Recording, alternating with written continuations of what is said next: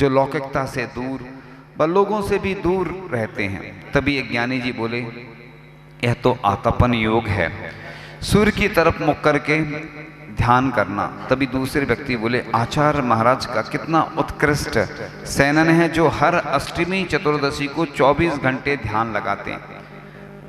गुरु महिमा सुनते सुनते नीचे आ गए और आगे के क्रम में एक परिवार कलकत्ता से आया और हमारा परिवार मिलकर कुंडलपुर पहुंचे। और जैसे ही कुंडलपुर पहुंचे, क्षेत्र का विहंगम दर्शनावलोकन कर मन आनंदित होता। फिर आचार्य श्री के दर्शन किए तो एक अतृप्त प्यास जाग उठी। उनके सामने से उठने का मन नहीं हुआ। मन कहता बात करूं पर कैसे करें, नजर उठे मिले तो बात करूं। मन बेचैन हो उठा, काफी देर देखता रहा, फिर आ गया। 2 दिन बाद हमारी व्यवस्था बैठ गई तो हम लोगों ने चौका लगाया। जो भाषा होती ना व्यवहार में, ऐसे ही बोला जाता चौका लगाना। आगम की दृष्टि में तो कोई चौका लगाना होता ही नहीं। अपने लिए शुद्ध भोजन बनाते। पहले भी चतुर्थ काल में लोग शुद्ध भोजन बनाते थे और पड़गान करते थे। साधु आ गए तो ठीक, नहीं तो खुद तो भोजन करना ही है। अब वर्तमान में लोग अशुद्ध भोजन करने लगे, इसलिए व्यवहार में ऐसे ही बोला जाता चौका लगाना है।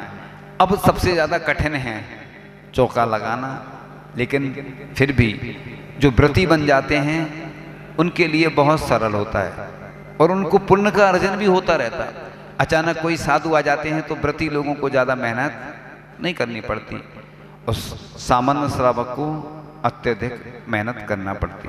तो कलकत्ता से चूंकि आए थे वो, और उस वक्त आचार्य जी की सरलता की मिसाल देखी। आचार्य जिस पाटे पर विराजमान थे वह ऊंचा था, पर आचार्य जी खड़े होकर आहार ले रहे थे। तब माँ का कद छोटा था और जैसे ही उन्होंने ग्रास देने के लिए हाथ बढ़ाया तो आचार्य जी ने अपनी अंजलि नीचे कर ली, जहां तक भी कर सकते थे। यह देख बड़ा ही अच्छा लगा।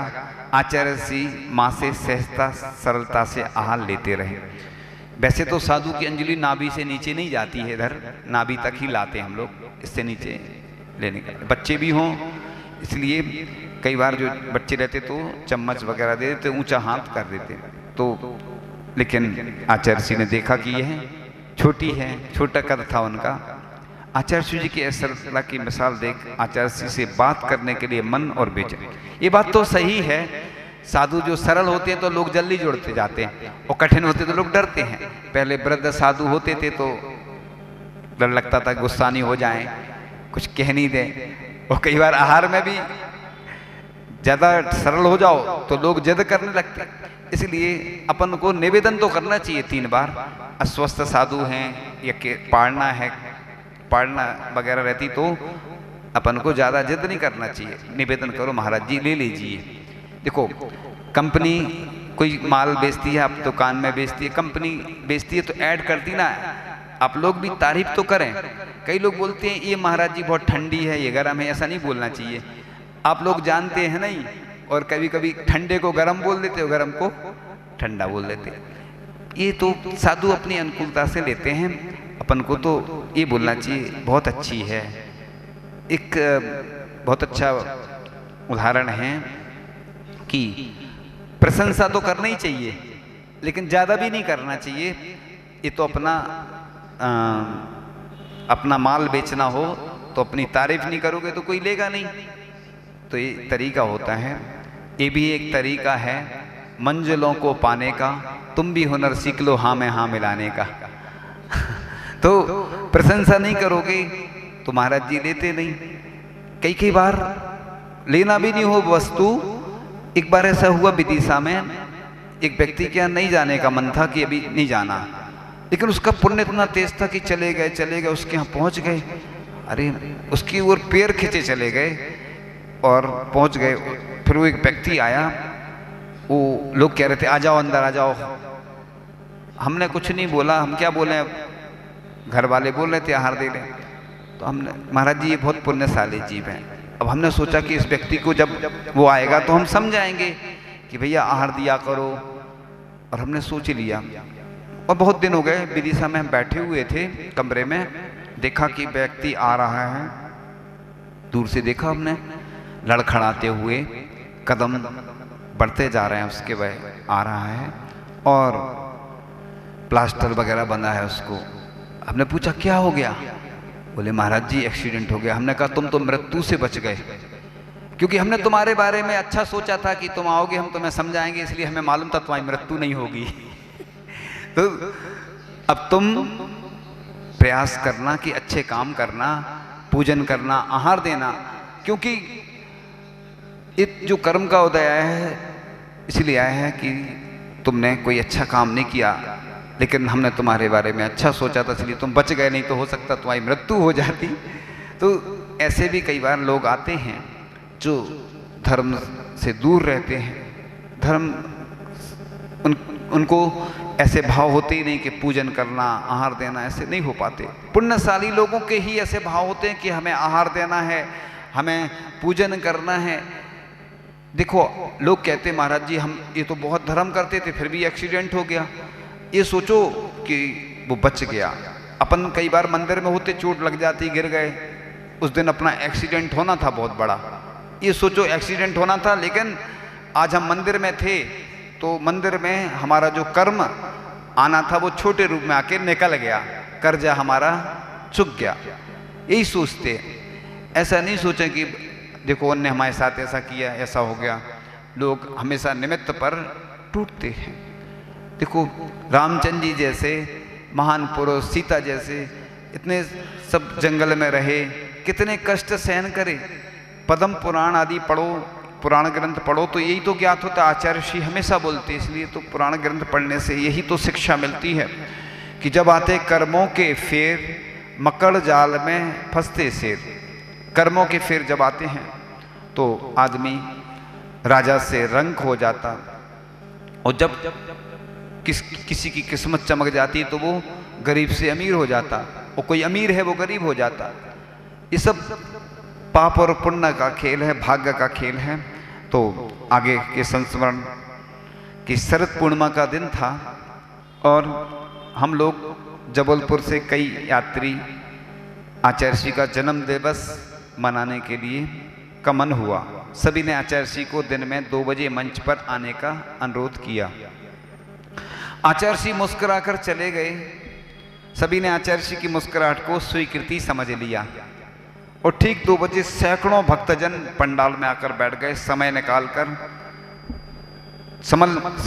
गया, लेकिन आचार्य श्री पंडाल में नहीं आए तो खलबली मच गई। पता किया तो आचार्य श्री जी बड़े बाबा के मंदिर में जाकर बैठ गए थे। शाम को 4 बजे जब आचार्य श्री नीचे आए बड़े बाबा के मंदिर से, तो भक्तों ने आचार्य श्री से पूछा मंच पर नहीं आए, क्या कारण है? तब आचार्य श्री बोले, इस पंचम काल में सब जीव मिथ्यात्व को लेकर जन्म लेते हैं। आज तक अनंतों बार जन्म लिया है, कौन सा जन्म दिवस मनाएं? अगर मैं अपना जन्म दिवस मनाऊंगा तो मिथ्यात्व का दोष लगेगा, मैं धर्म का नेता हूं। तो फिर इसलिए साधु तो अपना नहीं मनाते जन्म दिवस, श्रावक अपना मना लेते हैं, गृहस्थ अपना मनाते हैं, पूजन आदि तो होती है।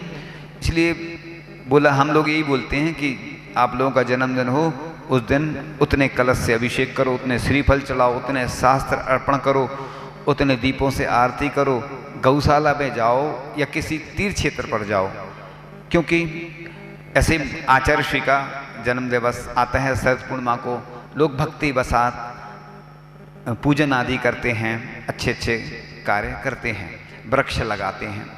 तो आचार्य श्री तो ना दीक्षा दिवस मनाते, ना आचार्य पद दिवस मनाते, न जन्म दिवस, लेकिन हम सभी उन्होंने इतने महान कार्य किए हैं उसकी यादगार के रूप में हम लोग मनाते हैं। तो फिर शरद पूर्णिमा के दूसरे दिन आहार के बाद बहुत सारे लोग बैठे थे।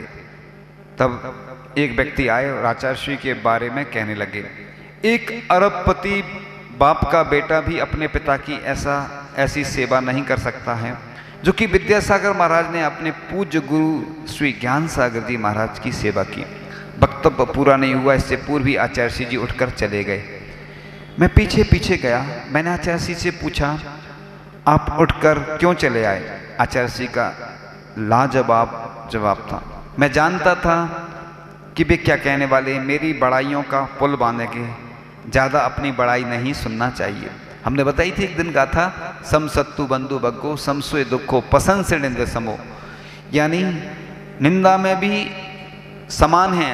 आचार्य जी की कितने सारे लोग निंदा करते, लेकिन आचार्य जी ने कभी जवाब नहीं दिया उनका। और कितनी सारी पूजा, हजारों पूजा लिखी गई आचार्य, पूरे वर्ल्ड रिकॉर्ड है आचार्य जी का। अभी तक किसी की इतनी पूजा नहीं लिखी गई जितनी आचार्य जी की पूजन लिखी गई। और प्रशंसा करने वाले ज़्यादा हैं उनके, हर कोई चाहता है आचार्य जी को, लेकिन आचार्य जी कभी किसी का जवाब नहीं देते। हम लोग भी बहुत सारी उनकी स्तुतियाँ करते, उनकी प्रशंसा करते, लेकिन वो सुनते रहते चुपचाप। यही तो सबसे बड़ा गुण होता है कि निंदा में भी और प्रशंसा में, दोनों में सम सत्तु बंधु बग्गो सम सुए दुखो पसंद से निंदे समो, यानी चाहे कोई निंदा करे चाहे कोई प्रशंसा करे, दोनों में समान रहते हैं। जैसा शास्त्रों में बताया है, ऐसे आचार तो पहली बार देखे हैं, जो किसी को नहीं देखते, किसी से कोई अपेक्षा नहीं रखते, सतत ज्ञान ध्यान योग में लीन रहते हैं। युवावस्था में ही इतना ज्ञान कि बड़े बड़े विद्वान भी उनसे तत्व चर्चा करने आते हैं। यह सब गुणगान सुनकर तीव्र भावना हुई दर्शन करने की। संयोग से इस कुंडलपुर पहुंच गया। जैसा सुना था वैसा ही दिन भर की क्रिया में पाया भी। उनकी वीतरागता का जादू ऐसा हुआ कि हृदय उनके चरणों में समर्पित हो गया। नेत्र और कर्ण दोनों तृप्त हुए, किंतु मन अतृप्त रह गया। जैसे चुंबक से लोहे को अलग करना पड़ता है, वैसे ही शाम को लोगों ने जबरदस्ती गुरु सानिध्य से अलग कर दिया, किंतु गुरु के प्रथम दर्शन से वीतरागता का स्थायी मन मस्तिष्क में स्थापित हो गया। मन के देवता में ऐसी लगन लगी कि उनकी स्मृति विशुद्धि बढ़ाने लगी। मन ही मन संकल्प जागृत हो गया। अब आगे के संस्मरण में 1976 कटनी की बात थी। ग्रीष्म काल चल रहा था और मेरे लिए यह सौभाग्य की बात की, कटनी से बिहार हुआ। रात दिन मुश्किल हो गया।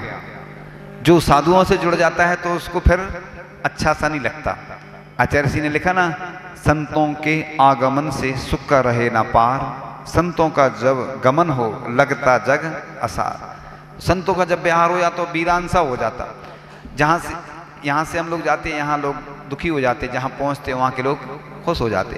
फिर जब वहाँ से बिहार होता तो फिर, इसलिए साधु संत लोगों को लगता है साधु संत हमेशा ऐसे ही रहते हैं, क्योंकि बिहार तो फिर होना ही है, एक जगह रहना नहीं। साधु को ज़्यादा किसी से राग भी नहीं और द्वेष भी नहीं। फिर नए स्थान पर जाते, वहाँ पर वही प्रक्रिया शुरू हो जाती है। लोग पूछते हैं कहाँ चतुर्मास होगा, कहाँ ग्रीष्मकालीन होगी, कहाँ शीतकालीन होगी। जहाँ होगी वही तो करना है, सामय करना, आहार करना। लोगों को नयापन लगता है, बाकी है वही स्थिति। तो बस ना पढ़ाई में मन, ना खाने पीने में रुचि। तब आचार्य श्री से आत्मीयता का एहसास हुआ। आचार्य श्री कुंडलपुर पहुंच गए।